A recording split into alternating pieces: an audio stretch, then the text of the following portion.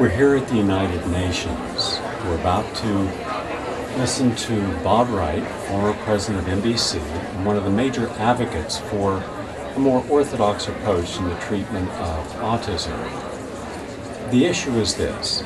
There are two distinctly different schools when it comes to autism. One would be the DAN doctors, the DAN philosophy and the DAN protocols. More natural, non-toxic approach, using vitamin B12, folic acid, diet, gluten-free, wheat-free. But there's also then this side, and this is more of an idea that is pharmaceuticals that should be used in the intervention. Everyone is talking about early intervention and childhood. For God's sake, if you think your battle is over when your children grow up, you better wake up. It's going to get worse when the 80% of people with autism reach adulthood. If this country, never mind the world, if this country is not prepared to handle the volume of people with autism that are growing up, we are going to be in a devastating crisis. I wanted to ask the panel, is anyone familiar with the biomedical DAN protocol or any of the biomedical protocols that are recovering so many children? And I'm surprised no one here is talking about that recovery.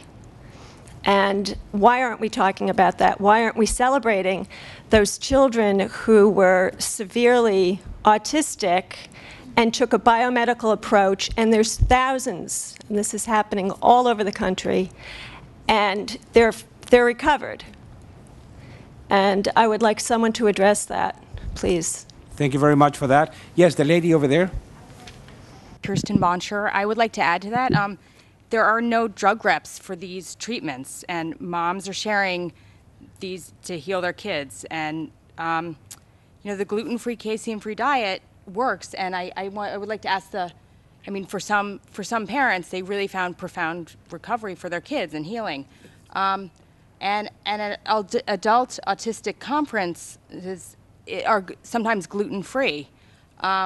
Because autistics themselves, I'm not an autistic, but I would like to ask the autistics if they find any, what treatments they have found useful to help them to, I don't know, feel as good as they not feel at those low points, but feel at the better points in their lives. So, so I just want to say, I think that if the gluten-free diet were a pill with a drug rep, it would be a first-line treatment, because among moms, it is.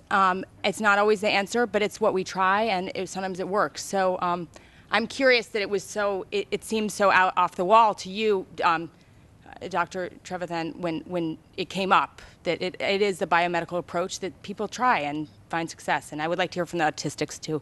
I'm afraid that's all the time we have.